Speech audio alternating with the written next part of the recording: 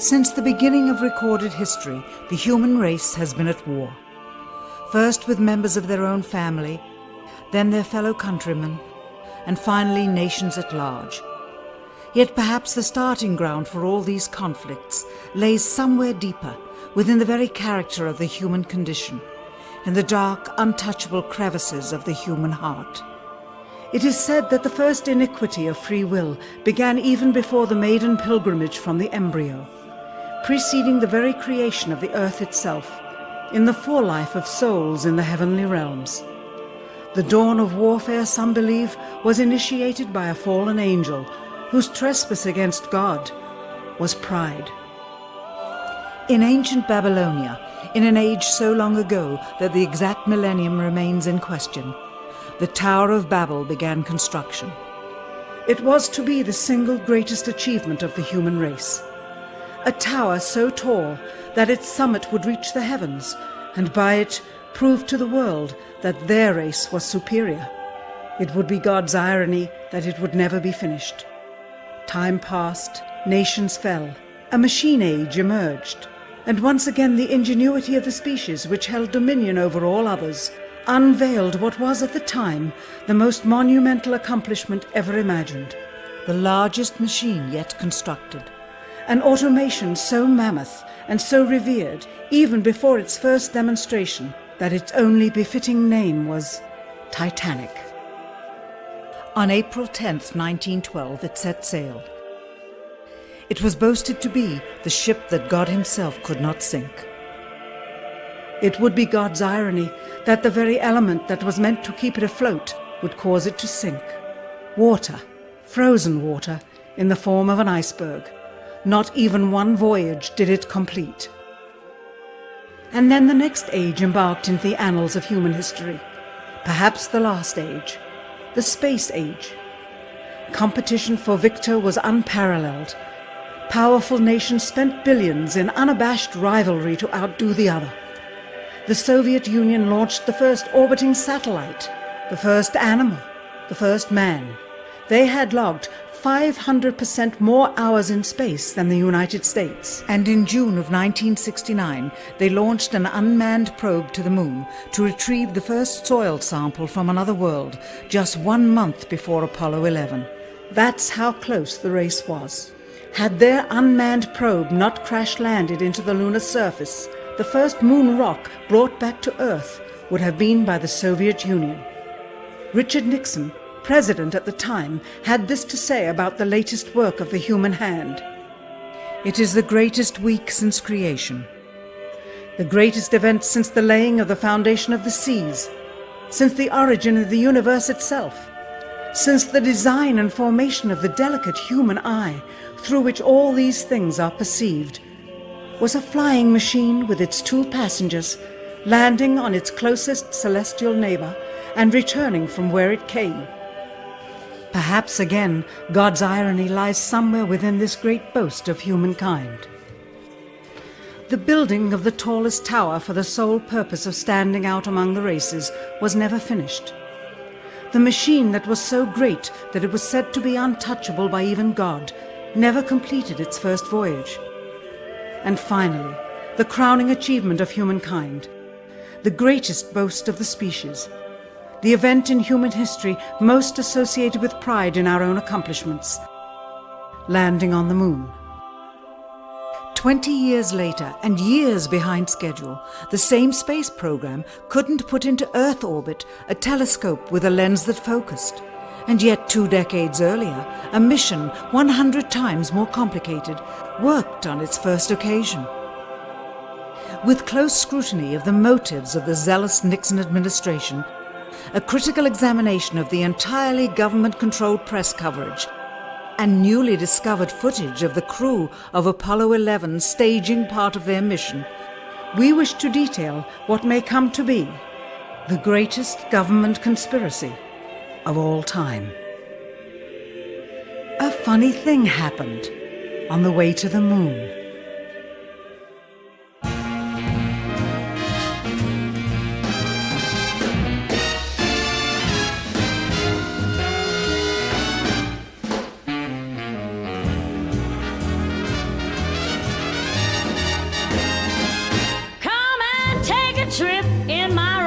ship. We'll have a lovely afternoon, kiss the world goodbye, and away we'll fly. Destination moon. We'll travel fast as a light till we're out of sight. The earth will be like a toy balloon. What a thrill you'll get riding on my jet. A destination moon. We'll go up, up, up, up. Straight to the moon we two. High in the starry blue. I'll be out of this world with you. So away we'll steal in my space mobile, a supersonic, a honeymoon. Leave your cares below, pull the switch, let's go. A destination moon.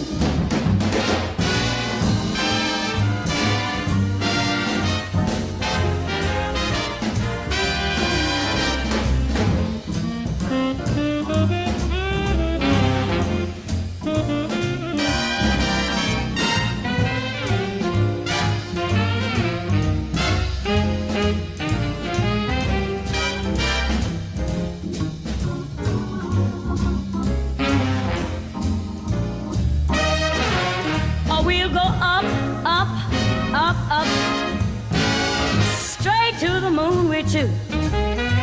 We'll be high in the starry blue. I'll be out of this world with you. So away we'll steal in my jet mobile, a supersonic, a honeymoon. Leave your cares below, pull that switch, let's go. Destination. We're flying high up in the sky. Destination moon.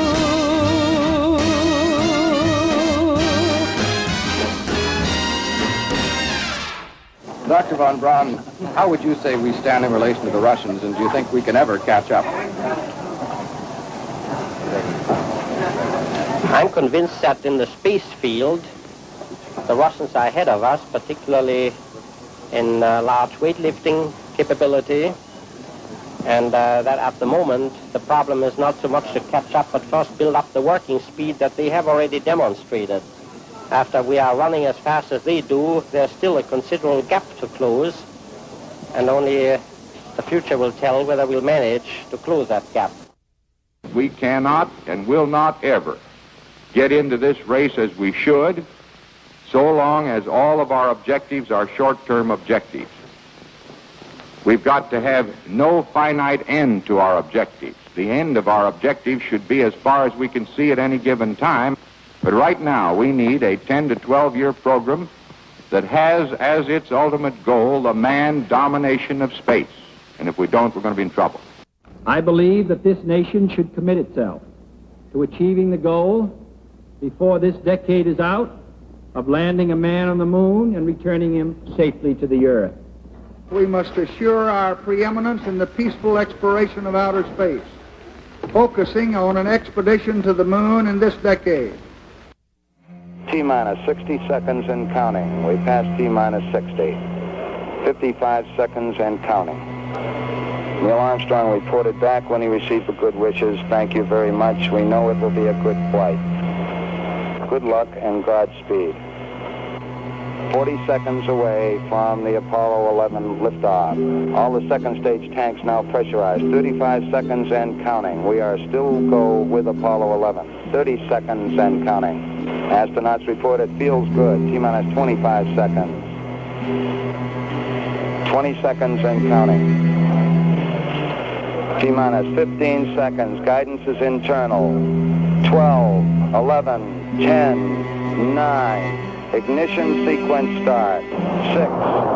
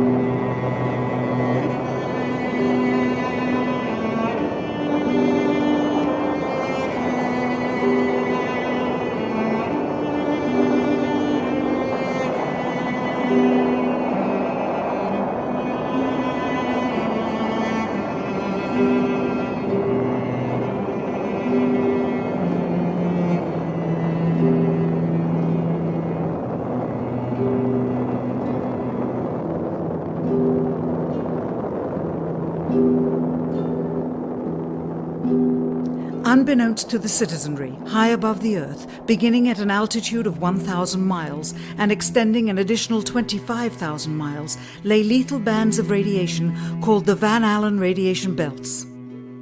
Every space mission in history with humans on board, from both the United States and Soviet Union, from the first in 1961 to the present, has been well below this deadly radiation field. Mercury, Gemini, Soyuz, Skylab, the Space Shuttle, all maintained altitudes well below 1,000 miles. All except Apollo. The more experienced Soviets spent 100 hours in space for every 20 hours of the US. In order to survive the hour-and-a-half journey through this radiation field necessary to reach the moon and return, solid lead shielding between the astronauts and the exposure outside would be required. The mammoth Saturn V rocket used by Apollo was already 35 stories tall and weighed as much as a battleship. To add additional tonnage in the form of a lead barrier completely surrounding the crew members would have made it impossible for the vehicle to get off the ground.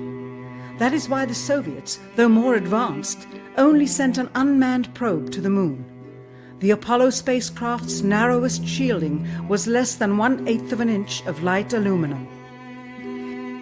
In 1998, the Space Shuttle flew to an altitude of 350 miles, one of its highest altitudes ever, hundreds of miles below the beginning of a field of radiation that was so severe that the astronauts inside of their shielded spacecraft and inside of their shielded spacesuits saw flashes of light with their eyes shut that they described as shooting stars, due to radiation penetrating first the shuttle's shielding, then their spacesuit shielding, then their skulls, and finally the retinas of their closed eyes. As a result, CNN issued the following report noting NASA's unpredicted surprise. The radiation belt surrounding Earth may be more dangerous for spacewalking astronauts than previously believed. Scientists say the phenomena known as the Van Allen belts can spawn killer electrons when the Earth's magnetic field changes. These electrons that are being studied could have an important effect, not only on satellites, which has happened in the past, but could also affect the astronauts by creating large doses of radiation that could influence their health. The electrons can penetrate through various materials, including spacesuits, and can pass through, in fact, the walls of the space station, and can create high charges deep inside of these objects. President Kennedy, a man of political, not scientific background, set the irrevocable goal of landing a man on the moon by the end of the 1960s, just days after America's first astronaut had spent a mere 16 minutes in space, not even achieving a single orbit around the Earth. We choose to go to the moon in this decade and do the other things, not because they are easy, but because they are hard.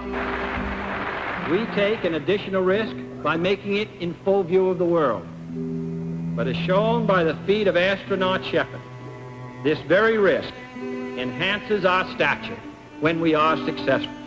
The technology necessary to launch the massive Saturn V rocket and an intercontinental ballistic missile is 95% similar. When the Soviet Union launched mankind's first satellite, Sputnik, in 1957, there was grave concern that they had mastered space ahead of the United States and might use this advantage to launch a first nuclear strike from an orbit high above North America.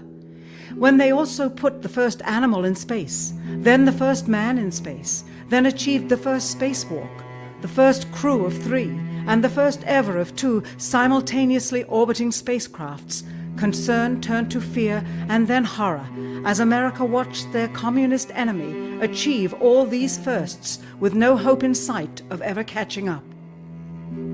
President, a member of Congress said today that he was tired of seeing the United States second to Russia in the space field. I suppose he speaks for a lot of others. What is the prospect that we will catch up with Russia and perhaps surpass Russia in this field? However tired anybody may be, and no one is more tired than I am, it is a fact that it's going to take some time, and I think we have to recognize it. They secured these large boosters which have led to their being first in Sputnik and led to their first putting their man in space. We are, I hope, going to be able to carry out our efforts with due regard to the problem of the life of the man involved this year. But we are behind. If it was impossible to better the Soviets in the space race, which was really a race of technological armaments, what could be done? How could America offset the threat of superior weaponry? Throughout the history of rivalry and war, astute generals of lesser armies than their counterparts have used deceit and misinformation as a method to achieve victory. In World War II, for example, columns of inflatable tanks were placed at locations afar from Normandy to draw German forces away from the real location of invasion. The Star Wars missile defense program rigged tests to make it seem more advanced than it really was. That's the conclusion of the General Accounting Office. The aim was to fool the Soviet Union about US military readiness during the Cold War.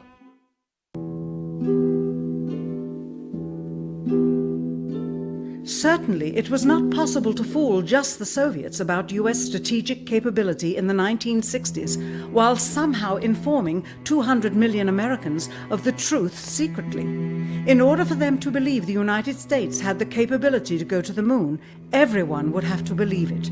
Furthermore, the pride of a nation was at stake, and the goal of a martyr, not to mention the growing unrest domestically of a government throwing tens of thousands of lives away in a foreign war riddled with contradiction and ambiguity. In addition, the Apollo program had already spent billions of dollars. If it failed to achieve its goal with such an investment, it would indeed be a large and bitter pill for the taxpayers to swallow. The cost of the program, whose sole goal was to be the first to plant a flag on the lifeless rock just outside the Earth, if adjusted for inflation to the 21st century, was $135 billion. With a profit margin of just 7%, this would be equal to over $9 billion profit going to the privileged contractors chosen by their friends at NASA. If the machinery was in fact only achieving Earth orbit, as other earlier missions had already done, then the completion and functionality of the other components would not have been as important, and even more profit would have been made. $135 billion could feed 2 million people for their entire lives. It could also buy 2 million two-bedroom houses. Yet how could such an undertaking be kept secret, and for such a long time? To the latter, one needs only to remember that an unsolved riddle 6 years older, the assassination of President Kennedy, still daunts the minds of the vast majority of Americans. As a parent of a conspiracy, as his assassin being assassinated himself, the truth of the matter has still escaped history. In keeping a secret of the magnitude of the Apollo missions being fraudulently created, one turns to the Manhattan Project for comparison. Surreptitiously building the first nuclear bomb during the early to mid-1940s involved 129,500 people over a 3-year period. Yet the secret did not get out. A quarter century later, the art and technology of espionage inevitably improved, narrowing dramatically the number of players in the know of a large clandestine operation. Just 1 year before the first mission to the moon, NASA launched the Tetra satellite, specifically designed to simulate flight data coming from the moon, so that the ground crews could rehearse the landing, much as the astronauts did in their own simulations. Had it not supposedly fallen back to Earth, all that would have been needed during the actual flight would be a repeat of one of these computer programs, with a few original variations, transmitted to the satellite for rebroadcast to Houston. Scores of computers and their deceived operators on the ground would then receive prearranged information, including the alleged location, altitude, and fuel consumption of the spacecraft, as if it were descending to the moon's surface. If the Soviets tried to find the actual location of an Apollo crew in the hundreds of thousands of miles surrounding the Earth and the moon, it would be tantamount to trying to find a rowboat in the Atlantic Ocean. The fact that the Apollo program was so departmentalized, with various construction and test sites around the country, meant that only a few people saw the whole picture. And for the first time ever, there was no independent press coverage of such an historical event. Whatever pictures and sound were distributed to the public were strictly controlled and previewed by the federal government. They were then disseminated unchecked until this hour. For who would realize that the unthinkable was not only possible, but absolutely true?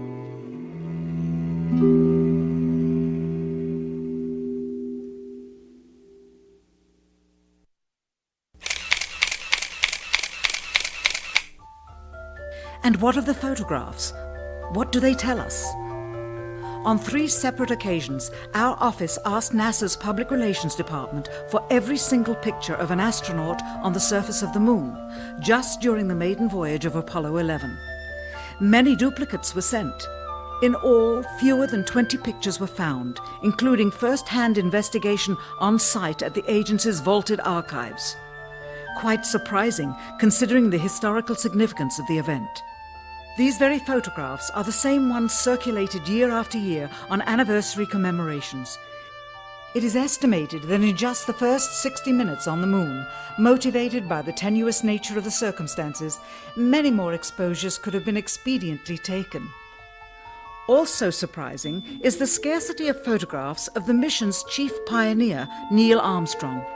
The greatest achievement in human history, and of the man whose first step echoed around the world, dawning a new age of scientific enlightenment, there is only one full-body picture of him on the Moon, besides this ghostly reflection.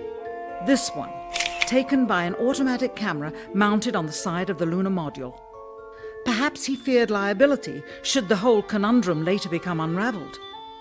Perhaps he has forgotten that he attested to the authenticity of the event with his signature on this plaque engraved by the federal government. In fact, in the more than 30 years since the event, aside from NASA's initial press conference and the occasional brief anniversary remarks where few questions were permitted, he has never given one on-camera interview to anyone, ever. From an analytical standpoint, photographic anomalies have to be sought out with an understanding of lighting and shadows. The most straightforward is simple. When objects are lit solely by the sun, as all the scenes on the Moon were said to be, after all, lighting equipment was not only impractical, it was unnecessary in bright sunlight, then all shadows, regardless of the landscape, will run parallel with one another and never intersect, as shown by this example. In these seldom-seen photographs, obtained from a rarely used auxiliary NASA archival site, it is clear that these scenes were lit with artificial light. These shadows, which are cast at different angles, are evidence that a second light source is being used. In addition, the sun would not cause an isolated hotspot like this, only an artificial light would. Again, intersecting shadows and another hotspot. And again. And again. It is simply impossible for this picture to have been taken with sunlight on the Moon. Here, the shadows are shown to be as black as pitch. And yet here, completely in a shadow, the astronaut is lit up like a Christmas tree. How can this be? Or this, on the shadow side of the lunar module. In this magnification of an Apollo photograph, a rock, very likely a papier-mâché prop because of the crease here, is categorized with the letter C. In later releases of the same picture, the letter is gone, probably airbrushed out. Here, a crosshair, which was burned directly into the image from the film plate, and thus should always appear on top of the objects in the photograph, appears behind the object in this scene, clearly revealing a composite of 2 pictures into one. Someone apparently forgot to create a burn crater underneath the lunar module's 10,000-pound thrust engine, despite the fact that during ground tests there was a real concern for the vehicle falling into the hole the engine created as it descended. Here is a depiction based on the latest specifications and scientific data. In these enlargements, it looks as though the lunar module was simply placed there. Not even one speck of moon dust on the landing pod. As a result, all subsequent flights had to have the same discrepancy, which was explained away by the effect of no atmosphere. And what about stars? On the moon, with no atmosphere, they must have been quite a sight to behold. Yet there is seldom any mention of them, if ever, by any of the astronauts on any of the missions. Undoubtedly, creating a mural with all the constellations properly placed in the sky would have been virtually impossible to create accurately, much less realistically. A competent amateur astronomer would have been able to call attention to the slightest error in measurement. The answer? Not to talk about the stars. Ever. In their post-flight press conference, it was the only question to which Neil Armstrong responded with an absence of memory. When you looked up at the sky, could you actually see the stars and the solar corona in spite of the glare? We were never able to see stars from the lunar surface or on the daylight side of the moon by eye without looking through the optics. I don't recall during the period of time that we were photographing the solar corona what stars we could see. I don't remember seeing any. Years later, though, Michael Collins would remember seeing the elusive stars and wrote about them in Expeditions to the Moon. It seems his memory improved the older he got. Why don't stars appear in any of the photographs? Simply because the proper, mostly closed exposure setting for the camera's iris, set that way to compensate for the bright sunlight on the moon's surface, completely diminished the faintness of relatively distant specks of diminutive light. This answer is true. It does not, however, explain why they never took any pictures of the stars by themselves, with an exposure setting perfect for them. While they took 3 automobiles to the moon, they never took a photographic telescope. Had they done so, they would have been able to see farther into the universe than had ever before been realized. If they had taken a telescope and were not actually on the moon, they would have had to concoct undiscovered galaxies that might one day prove to be non-existent. The cost of the 3 moon rovers in 21st century currency? Nearly $60 million each, though they had fewer parts than a Jeep. Where was all this money going? Then there's the flag, blowing in the wind, at least twice, on the atmosphereless moon. We can only guess that most of the missions were staged inside for fear of possible aerial or satellite reconnaissance from an unfriendly nation. The backpacks, designed for 1/6 gravity, must have had the cooling systems removed to allow for movement without falling over. With very near and hot studio lighting, that left one hot astronaut inside. Assuming that it was the astronauts inside, after all, their faces were always covered. The necessary mammoth amounts of air conditioning were probably responsible for the air current. Here the editor cuts to a still shot of the flag, just as the effect becomes noticeable. Here it is unchecked. This rare clip, attained decades ago, was never re-released with the inevitable increase in experience and scrutiny. To demonstrate 1/6 gravity, a bouncy, floaty feel to the astronauts' movements would be similarly achieved with relative simplicity. Slow motion. You are viewing the scenes as they aired more than 30 years ago. Now let's look at them with the speed doubled. It becomes discernible that they are, in fact, in Earth's gravity, and are no more leaving the ground than they would on Earth. It is clear from these rarely seen color television pictures that the crew of Apollo 11 brought a high-resolution color video camera with them on their mission, yet the only pictures broadcast live from the moon's surface were these from a low-definition black and white camera. In fact, the networks complained because in addition to this, they were forced to shoot the images, second generation, off of a projection TV of the technology of 30 years ago, and were not even allowed to take a direct feed, which further degraded the quality and clarity of the images. Perhaps this was precisely what NASA and the federal government had in mind. After all, it was a first, regardless of where they were. Better to open up their debut mission with fuzzy pictures and numerous blackouts, rather than show too much revealing detail of a false scene that was yet unproven. And finally, the element that seals their fate. Of all the footage of Apollo 11 requested from NASA over a 5-year period, one gem was discovered just before the completion of this documentary. An old reel received by mistake. It contains the raw or unedited footage of the crew of Apollo 11, Michael Collins, Edwin Aldrin Jr. and Neil Armstrong, staging part of their mission for nearly an hour in living color, with exceptionally clear behind-the-scenes audio of conversations discussing the techniques used to achieve a disingenuous picture depicting the Earth at a distance, in order to falsely demonstrate their far journey from it and their ability to survive passing through the Van Allen radiation belts. It cannot be misconstrued that this staging was done for some other reason prior to the mission, for the reel itself is slated and dated July 18th, 19th and 20th, 1969, the very days of the mission when they were said to be approaching and achieving lunar orbit. Furthermore, it is apparent they are in genuine zero gravity aboard the actual spacecraft, necessary to convince the mass media of their authenticity, just not any further than Earth orbit, as you will see.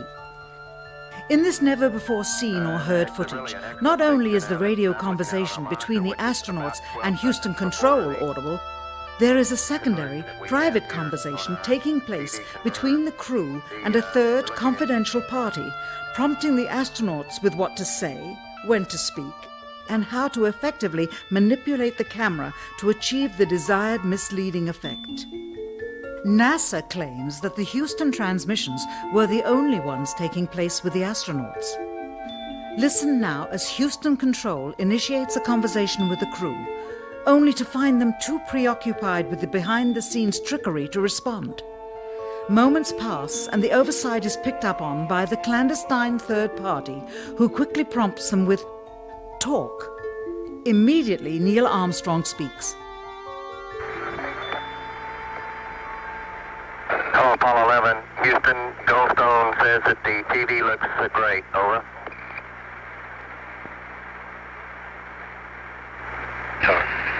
Okay, Roger. We're wrapping in on Earth. Again, the illusion they are attempting to create is the Earth at a distance to demonstrate their far journey from it and their ability to survive passing through the Van Allen radiation belts. Understand, too, that only about 20 seconds of this raw footage was ever broadcast to the public, and these conversations discussing their deception were believed to be private, until now. Here they discuss that these television transmissions were in fact not broadcast live as everyone believed. They were first screened and edited for playback later. Roger, Neil. We just wanted a narrative such that we can, when we get to playback, we can sort of correlate what we're seeing. Thank you very much. Here they discuss the fact that they have turned out the lights and have blocked out sunlight from entering the spacecraft through the other windows, as to not cause any reflected light to fall onto the spacecraft's wall in the foreground. Okay, very good. Well, we shut out the sun coming in some of the other windows into the spacecraft, so it's looking through the number one window, and there isn't any reflected light. The reason this was done is so that the truth of the matter would not be revealed. It is this. Though the federal government would have you believe that this is a view of Earth from a distance out of the spacecraft's window as it nears the moon, it is not. What they have ingeniously done is placed the camera at the back of the spacecraft and centered the lens on a circular window in the foreground, outside of which it is completely filled with the Earth in low orbit. The circumference of the window then appears to be the diameter of the Earth at a distance, with the darkened walls of the spacecraft appearing to be the blackness of space around it. That is why they wanted the interior dark and blocked out the sun from entering through the other windows. Here you can see the extruded window, probably 2 inches thick at the bottom. This is because the Earth shine is coming in at a downward angle. It also causes the Earth to appear to be an irregularly shaped circle, for you are seeing the outside of the window at the bottom and the inside of the window at the top, which together form 2 different sized halves of a circle. Subsequently, this take was never used. As they perfected the shot, a crescent-shaped piece of black material was inset slightly into the window to create the illusion of the Earth's terminator line dividing night and day. It is uncannily convincing. During this segment, intended to be edited and played back later for the worldwide television audience, dated July 18, 1969, Neil Armstrong condemns himself as he states that he is 130,000 miles out, or halfway to the moon, as the NASA flight log also states on this date, when he is in reality in low Earth orbit of a few hundred miles. Roger, Houston, Apollo 11. Calling in from about 130,000 miles out. Here, during another segment, also intended to air after review, Neil Armstrong falsely explains to the viewers how the shot is attained by putting the camera's lens to the window's glass, as it would have to be if they were the claimed distance away from the Earth. We only have one window that has a view of the Earth, and it's filled up with a TV camera. If the window was completely filled up with a TV camera, as he stated, then an astronaut's arm would not be able to get between the camera and the window, as it obviously does here in this outtake. South America becomes invisible just off beyond the Terminator or inside the shadow. You can also notice how the astronaut operating the camera reacted to the mistake by attempting to pan away from it. Blue gas, see white bands of major cloud formations across the Earth. This is a segment that they believed wasn't even being recorded, much less suitable for broadcast, for the lens was being zoomed out and the scene was being changed to that of an interior of the astronauts at work, and apparently the stop button popped back up on the recorder without notice. Here is the diffused work light that they used to see camera controls, but not throw light onto the spacecraft's wall. Here they remove part of the crescent insert.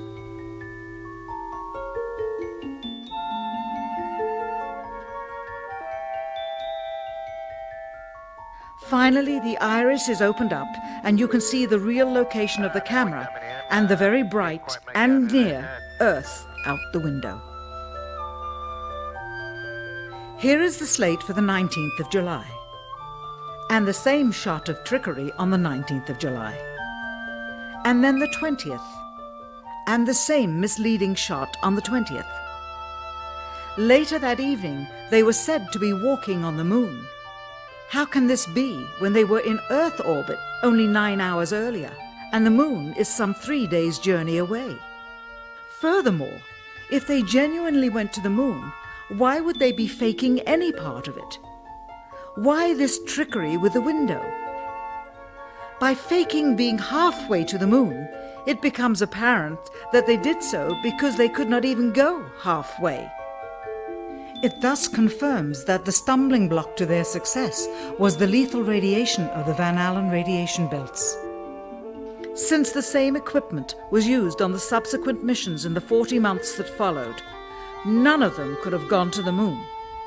They only increased their proficiency at staging them. When some TV viewers of the second manned mission to the moon telephoned the networks complaining that reruns of I Love Lucy were being interrupted, it became clear that for the taxpayers, once was enough. But it wasn't enough for the government and contractors. Billions of dollars of pure profit went with each return. How coincidental that the following mission would have the element of life and death jeopardy. Apollo 13. Now the public would take going to the moon more seriously and be reconnected with the drama. We now realize that perhaps the reason Neil Armstrong has never given an on-camera interview is because he doesn't want to lie anymore. What threats may have been made upon such honorable men or their families to possess their reluctant cooperation and later ill feelings towards perpetuating this still darkened hour in American history. NASA's highest-ranking official, James Webb, resigned without explanation just days before the first Apollo mission. Why, when he was on the threshold of achieving the greatest accomplishment of his career? All 3 Apollo 11 astronauts also resigned shortly after their return. On the 25th anniversary of the event in 1994, Neil Armstrong made a rare public appearance and held back tears as he spoke these brief cryptic remarks before the next generation of taxpayers as they toured the White House. Today we have with us a group of students among America's best. To you we say, we have only completed a beginning. We leave you much that is undone. There are great ideas undiscovered, breakthroughs available to those who can remove one of truth's protective layers. He is that layer. Perhaps someday soon, with the uncovering of this footage and its meaning, the true patriots of America will rise up or come forward and free the citizens and themselves from the sin that so easily entangles and from a federal government that needs to have the gangrene cut off. Even if the government's destruction would come from the truth, then it is not worthy to stand, and its betterment would inevitably follow. All of us are mortal. All of us will die. Perhaps the seeking of a clear conscience before that hour will motivate the truth into the light. Perhaps as citizens we should offer amnesty for this and other crimes of history, for facts from those involved, before the truth perishes with them. Why must we wait until the year 2017 to open the Kennedy assassination files? Perhaps they will not even be opened then, for the law that reluctantly stipulates their release says so with this clause, quote, with the exception of documents certified for continued postponement by the President. Whoever believes the citizens to be too immature for the truth are too immature for power. The truth will always set us free.